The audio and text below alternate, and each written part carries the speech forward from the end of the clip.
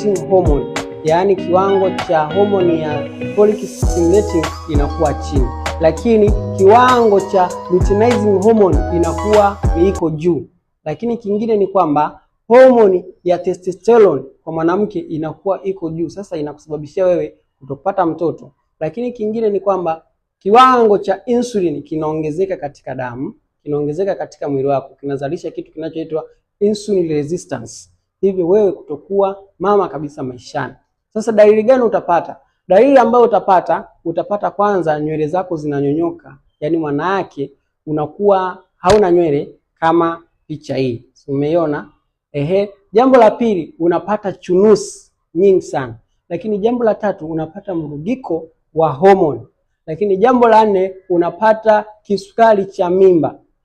Sasa ukipuuza, nini kinaenda kutokea? Ukipuuza hautapata mtoto, ukipuuza utapata kisukari cha mimba, ukipuuza periodi zako hautakuwa unaziona.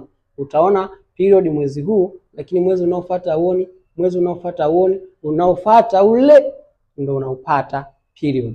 Kwa hiyo fanya vipimo vya mara kwa mara na fanya uchunguzi wa kina. Hiyo itakusababishia na kukurudishia wewe uwezekano wa kuwa mama kama ukitibia chanzo mapema. Kumbuka, furaha ya nyumba ni mtoto, na share ujumbe huu kwa wanawake wengi ili wazidi kujielimisha zaidi.